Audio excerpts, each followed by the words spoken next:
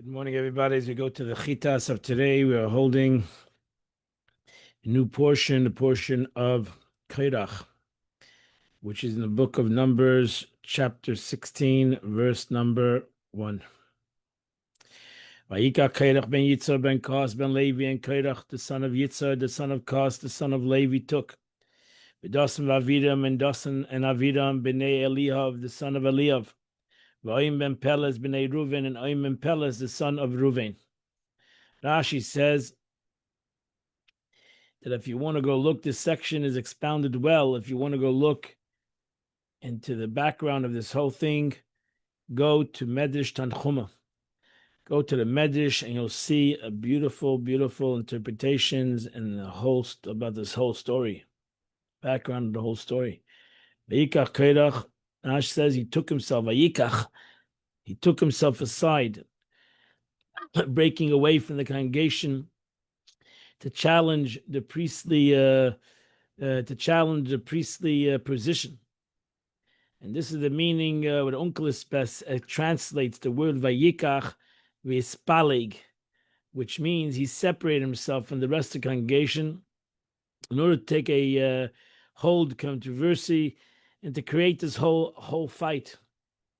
Similarly, we find how does your heart take a my yikach libach? It's a pasuk in Iyov, meaning take you to separate from yourself from the people. So Vayikach is, as Onkelos translates, is he took himself aside. Vayikach, now says he took. When who he took, he lured. He lured the heads of the court, Rosh Sanhedrin. He gathered even the heads of the courts of the Sanhedrin, and he pursued them, and he with words, take Aaron, take you with words, kru machem dvarim. So the concept is Yikach is also the same thing. It took them with words. Ben Yitzhar, Ben Kos, Ben Levi. Why doesn't it mention Ashes the name of Yaakov Avinu? For Yaakov Avinu asked mercy on himself that his name should not be mentioned in connection with this dispute. As it said, let my honor be not have part of this assembly. And where did Yaakov name indeed mentioned in connection to Kairach? Ultimately, we do find Yaakov's name in Divrei Hayom. Over there in the lineage of Levi, it says over there openly in Chronicles, it says the son of Yefat, the son of Kairach, the son of Yitzhar, the son of Kahas, the son of Levi, the son of Yisrael. So we see that it's specifically over here that Yaakov Avinu asked that I doesn't want his name to be mentioned. Dasan Vaviran. I said because the tribe of Reuven was encamped south of the tabernacle, being the neighbor of Kahas and his descendants, who were encamped in the south, they joined him in his dispute. As the Mishnah says, woe is to the wicked and woe is to his neighbor. And what caused Kairach to oppose Moshe Rabbeinu? How did Kairach, what was the problem with Kairach? He was jealousy. We have Lashon Hara last week. We have jealousy this week. He was jealous of the princes of the house of Yitzhak ben Aziel, who Moshe Rabbeinu had appointed the prince of the family of Kahas. Moshe Rabbeinu did it by divine order. Kairach said, my father was one of the four brothers. As it says, the son of Kahas was Amram, Yitzhar, Chevron, and Aziel. So Amram had two sons. Firstborn took the position. One became the Kohen, Gadol, and the other became the Melech. Moshe Rabbeinu became the Melech. So who's then, if you go in the family order, who's next? Is Uziel. So that's my father. If is it not the son of Yitzhar? I'm sorry, the son of Yitzhar, right? The son of Yitzhar. The Uziel is the last one. So Amram is it not the son of Yitzhar? Amram's second son. Yet you appointed the prince, the son of the youngest brother Uziel. You made the Uziel, the child of Uziel, to become the prince of the family, which is disrespectful to the situation. Disrespectful to my parents. He was standing up for the honor of his parents. What did he do? He arose and gathered 250 heads of the court, most of them from his neighbor, the tribe of Reuven. This being Yitzhar, the son of Yishdeir, and his colleagues. And the similar to standing, it says the prince of the community summoned for a meeting. And also it says they were ones who summoned for the community. So he went to the Kanakis, and they came and stood before Moshe, and he asked them a simple question. Does a garment completely dyed with turquoise require tassels? Does a garment that has totally blue, do you need to have one string of blue? Or is exempt? And Moshe Rabbeinu answered, it does require. You still need to have a blue string. So they began to say, they began to scoff, and they say, you push it wrong.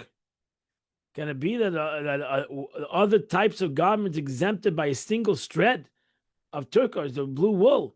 Yet this one, you take a whole garment that is totally blue. Why do you need to have a string of blue?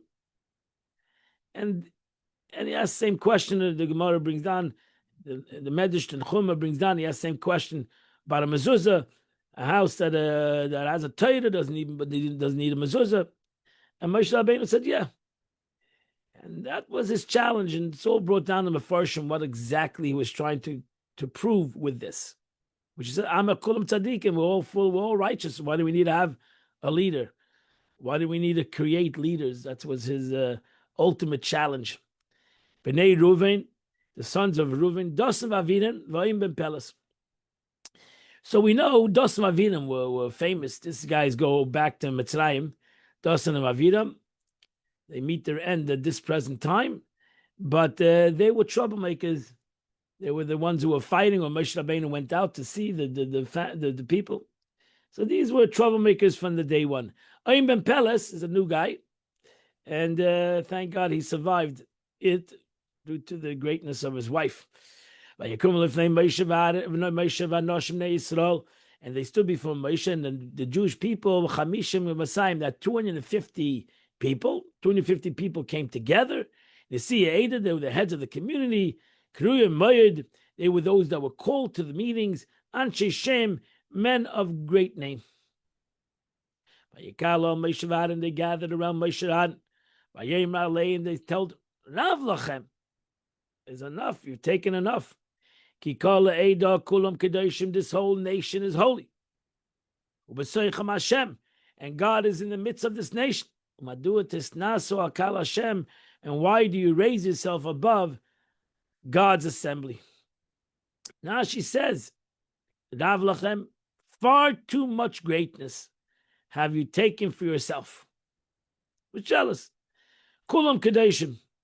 All heard direct communication with God. We're all holy people. Maduatis Nasu. If you took yourself as a king, you became the king. You should not have selected the priesthood to your brother. So ultimately, it was creeping in, as you see. When people like to have jealousy, it started off with Uziel. Now it went to Aaron. It went to Moshe, it went to Aaron. That's what happens when the people are jealous. Starts off with something trivial. Ultimately, now he's challenging Moshe Rabbeinu, he's challenging Aaron HaKohen. Not only alone have you heard from Sinai, I am God, your God, the entire community has heard it. Verse number 4, Vayishma Moshe, Moshe Rabbeinu heard this. Vayipal Apanav, and he fell upon his face. Why did he fall upon his face? So now she says, because of machlekes. Moshe Rabbeinu realized this machlekes arguments. For this is also the fourth offense on their part. They sent the golden calf. Moshe Rabbeinu pleaded, and those who complained, the story of the complaint that Moshe Rabbeinu played. Now the spies. Moshe Rabbeinu prayed last week. He prayed for the Jewish people. In Kairach, however, dispute of he felt powerless. He felt this is the fourth time. What is he going to do? He's going to keep on praying and starting to stick up for this nation. This may be compared to a prince who offended his father. The father's friend appeased the father on behalf of once, twice, 3 times. How many times can he appease his father? When the prince offended the fourth time, that's when the friend felt powerless and said, "How much can I trouble the king over this son? Maybe he'll no more accept it." So therefore, he fell upon his face. Moshe Rabbeinu felt defeated, chas v'shalom. But he got up and he spoke into his Thai congregation. He said, "Boiker, let's all go home. Let's all think about this. Come in the morning. The Eibush will know who is his. It's HaKadosh and those that are holy. He'll bring him closer to him. And those who are close to him, I'm getting out of this conversation because this was a personal attack. So therefore, Moshe Rabbeinu said, I'm going to separate myself from this whole argument and let the Eibishter prove or disprove. And let God decide who should be the Kohen, who should not be the Kohen. I'm going to step aside. Now she says, now is the time of intoxication. Everybody's excited. When it's not proper to prepare before him. By saying this, he intended to put them off. So let's wait till tomorrow. We'll go from tomorrow. He was hoping they would step aside. Tomorrow we'll find out for the service who will be in the service of the Leviim as HaKadosh Lakuna, and who will be in the holy for the Kohen. Rashi says, he'll bring the translate. Unkelich translates it. He'll bring before him. Yaakov is to bring before him. The Medrash explains the word morning is Moshe Rabbeinu said like this. Why the Boiker? So the Medrash gives a different interpretation. It says the Holy One, God, Moshe Rabbeinu says to them, the Holy One, blessed be, has set limits in the world. Can you change the morning into evening? Because you're not happy about it. But there is equal possibility that you can nullify this division between priest and laity. You want to say you want to be the Kohen Gadol. I didn't make up the Kohen Gadol, just like the Eibishter made up the Kohen Gadol. And who's the Kohanim? Who's the Leviim? And who's the Yisraelim?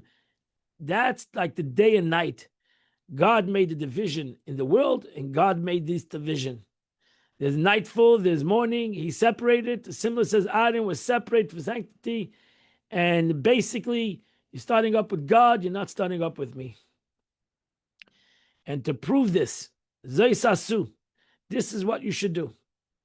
Let us all let the Kehanim and the Levi and all you guys bring an offering of potatoes. Bring your pans of potatoes, and we'll see if God accepts your offering. This was tough. That they didn't step aside right then and there was shocking, and therefore we see that they had strong intentions.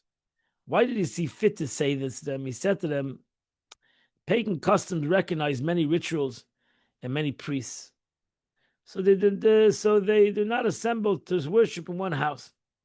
So you were saying everybody's holy. Okay, I can't argue with that. And that's a certain kind of philosophy. So we can have many different, pagans and many different priests and many different Leviim. But there's a problem. We don't believe in that. We have only one God, one ark, one law, one altar, and we have one high priest. So we got a problem. I understand you're coming from a pagan kind of an attitude, which says we can have a couple of priests. But we don't go that way. Although I would also like this. The truth is, if you ask me, I want to be the Kohen Gadol. You want to be the Kohen Gadol? I want to be the Kohen Gadol. And we know Moshe Rabbeinu wanted to be the Kohen Gadol. And he became the Kohen Gadol, like the Kohen Gadol, the first 7 days of the Beis HaMikdash. So we know that Moshe Rabbeinu also wanted this service of the Kohen Gadol, to serve the Eibush. It was something that everybody should want. But you cannot have it. And it cannot be. I couldn't be the Kohen Gadol either. Here, so it's good to, like in general, you say I'm king. In general, it's good to be king. If I want to be the Kohen Gadol, why couldn't I be the Kohen Gadol? But I'm Taka king, but the Eibishter didn't want me to be the Kohen Gadol. Here you have the most precious of all services, the incense. So let's go with the highest service in the Beis HaMikdash, which was known to Ketores. The Gemara says only a Kohen did it once in his lifetime. It was always given to another Kohen to do. So it was a very extremely high service. Most of the time in the Beis Hamikdash, the Kohen Gadol would do it. But the potential contains a lethal portion, such a high service that it's dangerous. With Nadav and Avihu, and it was burnt. That's what they did. They brought a Ketera Zara. So know what you're doing. If the Eibishter agrees with you, then God will accept this Keteris. But if the God doesn't agree with you, you should know that you're going on a suicide mission. So he told him the facts on the table. The man who God chooses is holy. He has already been sanctified. This is the meaning. For otherwise, would you not know that the one who is chosen is the Holy One? Rather, Moshe Rabbeinu is saying to them, I'm telling you this to you, that you'll not be endangered. I'm giving you something that is extremely holy, one of the highest services in the Beis Hamikdash, which you feel you want, and let God decide. Only the one who's already chosen will emerge. But I'm telling you right now that you might not survive this. You might all die. Whoever does this service may die. We're all going to perish, which ultimately happened that way. Machtes Koirach, Kalim, which these are vessels which are raked, chaytin, which has a handle, a pan. Usnu be'emei will put upon a fire, v'sim olem kteris will put upon it incense. Fnei Hashem before God. Machar, tomorrow. Think about this, because tomorrow we'll do this. And the one who God chooses, that's the Holy One. I've given you a serious warning, the sons of Levi. Now she says, according to the explanation given in the previous verse, according to what I told you, the previous verse, I explained to you the word Rav Lachem is understood as meaning, I've told you a matter of great importance.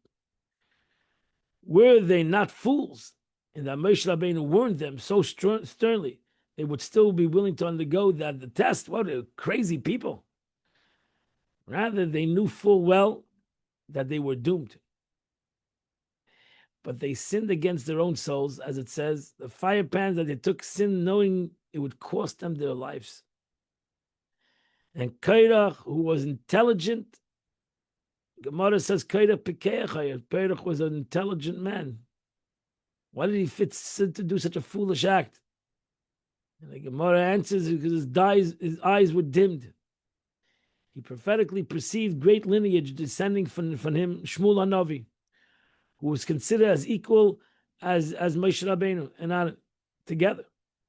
So he said, because of him, I will escape death. He said, the proof is I'm going to live because I'm going to have a great grandchild, Shmuel HaNavi. So that means I'm not going to die. He also perceived 24 weekly shifts arising from his descendants. He said, all these are son of Haman, these are all the son of my grandson, Haman. It's all brought to Malachim.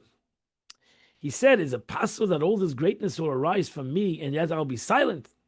He therefore participated in the effort to attain that position, by which he heard from Moshe that all will perish and only one would escape. The man who God chooses, the Holy One, he mistakenly imagined, if it's suddenly me. But he did not foresee correctly. For his sons repented, that's the mistake. His sons, the sons of Kairach, that day repented and they were saved. Moshe, however, did foresee this. Moshe Rabbeinu was also a Navi. And Moshe Rabbeinu knew that from Kairach is going to come out great people. But he knew it's not going to be, Kairach is not going to survive. And this is all written in Medrash Tanchuma. As Rashi said in the beginning, go read Medrash Tanchuma. You'll see a beautiful story of this whole parsha. Rav Lachem, Rashi, you've taken a serious matter upon yourself by contending the Holy One, blessed be. Moshe Rabbeinu said to Kairach, Shimon B'lei Levi, listen, I'm trying to explain to you. Rashi says he started to speak with them with soft words. He saw that they were stubborn. He said, before the tribes participated and perished along with them, I will speak to everyone. He said, okay, I understand Kairach, What are the rest of the Jews getting involved? What are you getting involved? You're not going to be a Levi. You're not going to be a Kohen. What? Get out of it. He thus began to argue with the listen, sons of Levi. It's not enough that God distinguished you and took you out from the community of the Jewish people. To bring you close to you. To do the service of the Mishkan. And to stand before the community, l'sharsim, to serve them. Now she says, l'shir, to sing, on the platform. And he brought you all close to the sons of Levi, Yitzchak, with you, bikashtem gan kahuna. And it's not enough. You're jealous, you want kahuna. She says, the service in which he excluded the rest of the community of Israel.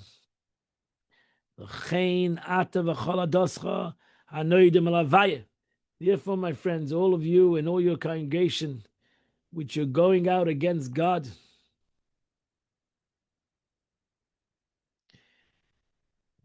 what do you have with Aaron? What do you mix Aaron out of this? Aaron was a humble, holy person. Why are you doing this? Why are you complaining against him? You're coming all against God. You're fighting your fighters with God. I went with God's message.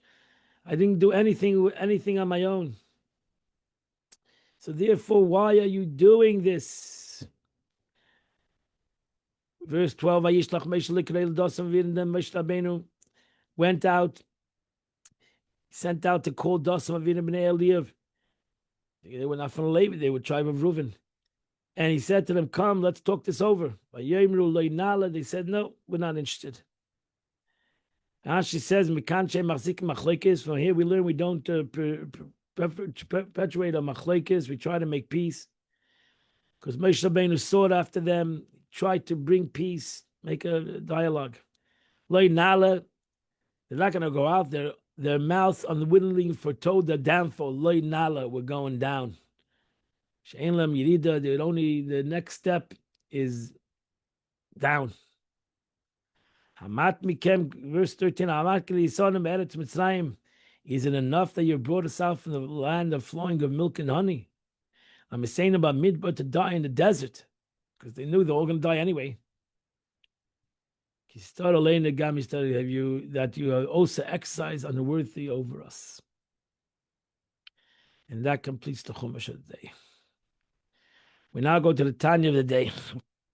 We continue the 8th chapter of Tanya. The Rebbe explained that the Eibishter God is above and beyond knowledge, as we all know. Nevertheless, the Rambam puts God in the concept of knowledge. And this is the whole machlekes, whole argument, even with the Rambam. Those that agree with the Rambam, those that disagree with the Rambam, the Alter Rebbe tries to make a connection between the Rambam and the rest of all the sages. And the Alter Rebbe explained this up that it's not an argument really. They shouldn't argue, because the Rambam is talking on one level and the rest of the sages are talking on a different level, and they both agree. So the Rambam is talking about Achat Tzimtzum. After the world, the Tzimtzum, the world of Atzilus, there's Chachma, Bina, Das. It's totally united with God, and therefore even Chachma, Bina, Das of the world of Atzilus, the world of emanation, even though there's Chachma, but it's Miyuchad with the Kadosh Baruch, it's one with God. The rest of the sages are talking Kaidam Atzimtzum, before the contraction. Ain't safe. Over this Kaddish, you can't put God in any kind of name and a concept. And therefore, they're talking about two different realities.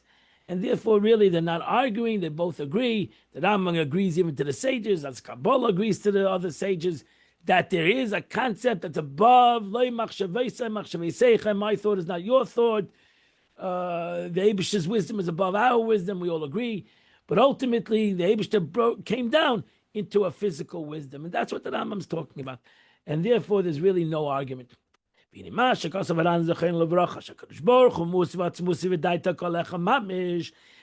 Rambam writes. That the Eibishter, God in his essence and his wisdom, is one. The Rambam made meant a simple unity, Pashut unit. When we say unity of God with Sfiris, it's a unity, not two things. It's a unity, a true unity. It's hard for us to comprehend unity, but that's why it's called Achzus Pshuta. Take unity in its simple term. The second you start trying to figure out unity, then you're gonna lose it. So unity is that when two things come one. How is that possible? Because by the Eibush, there's no thing as two things. So therefore, it's unified because there's no two things. By God, it's both the same thing. It's not a unity that's brought together. That's what we understand unity, to take two things and bring it together. That's a unity, that's a Yechudi Tata. Yechudi Ilah, the higher level of unity is with it. There's no two things, it's both one. Okay, so too it applies equally. The Rambam meant when he said that in the world of Atzilus, which I'm going to say the words of Atzilus, but the Alter Rebbe explained in the world of emanation, there are spheres, but there it's one. Chesed and Gevurah is one. Ubechol Shemei Sakdoshim, and all the names of God, same thing. Vakenuyim, and all the names that were the designations that were given by the prophets. Chachmeinu Zein Bracha, blessed memory. Chanun, Verachum, right? We call God merciful, compassionate, Chassid. We're not giving God as a name. They're all one with God. And that we call the Eibishter a wise man, so to say, wise. It's a pasuk. He is also wise. Doesn't mean that God is wise like our wisdom. That God, Pashut, learned wisdom. Oh, he became wise. God is wise. There's not a separation between God and his wisdom. And so too, when we talk about the will of God. Hashem, there's a pasuk. God desired those who fear him. You have the expression in the Torah. God wishes kindness. And God wishes. The wish is that the wicked do tshuva. God doesn't want the death of those that are wicked. As you say, another pasuk. Your eyes are pure. God's eyes are pure. What does that mean?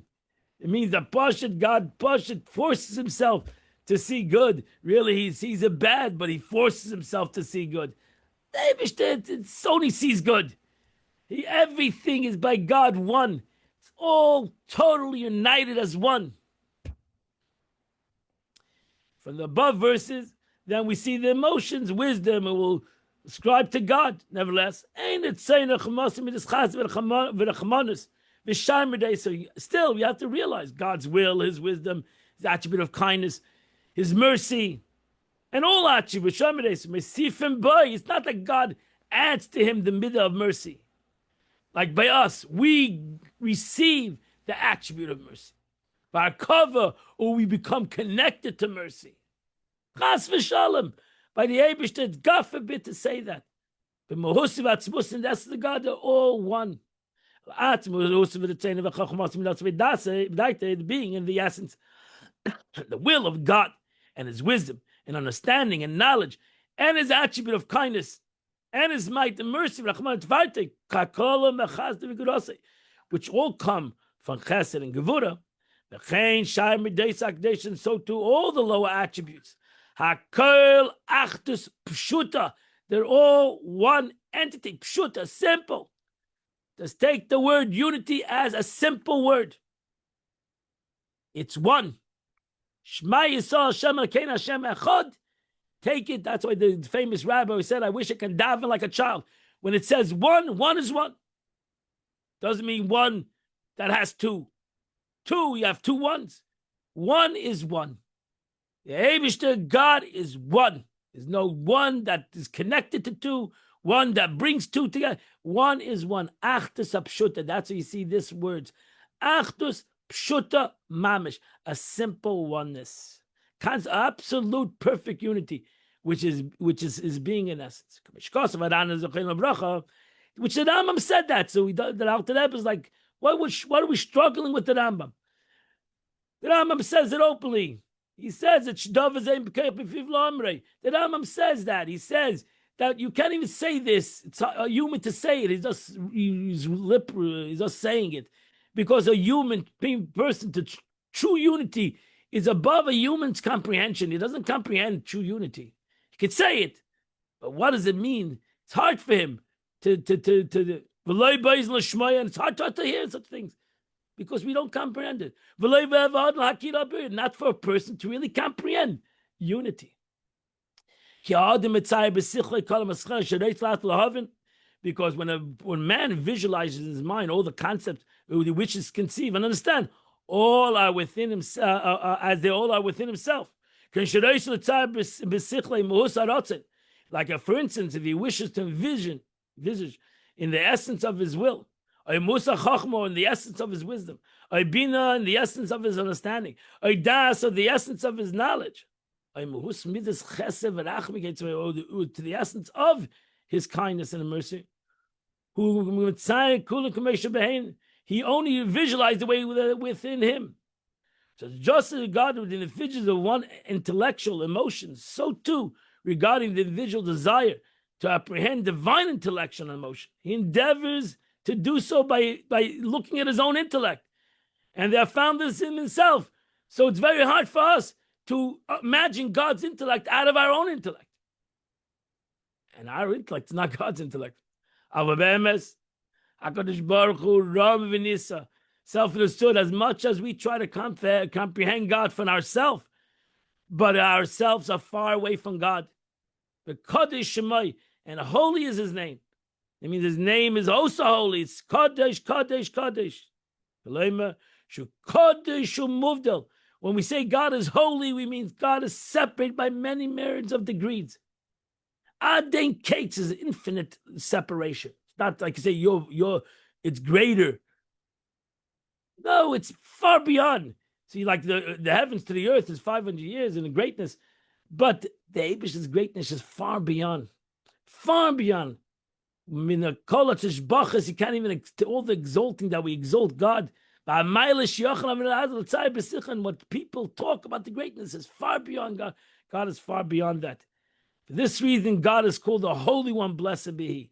For the degree for which He transcends the created universe defies more mortal conception. And that completes the Tanya of the day. Today is the 27th day of the month, which is chapter 120 to chapter 134. The Rebbe writes today in the Yom of today, for the 27th day of Sivan, they went down the pit alive. That's what it says, what happened to Kairach. Yardu Chayim She'ula, they went into the grave alive. Even in the grave, they think they're alive. That's an interpretation. There's a blessing contained that they went down the pit alive, as with the sons of Kairach did not die. A place was established for them, and they repented. For tshuva, repentance, is effected only while one is still alive. This then is the blessing, that even in the pit, they will live, and they'll be able to be affected by tshuva. It's never too late. Even if you feel like you're in the pit, you're still alive. And get out of the pit. And that is the Yom of today. My friends, I want to wish you a wonderful, beautiful day. I invite you all at 10 o'clock. We'll learn Chassidus together. Come to Chabad or on Zoom. And Mit Shem will continue tomorrow at 8 o'clock.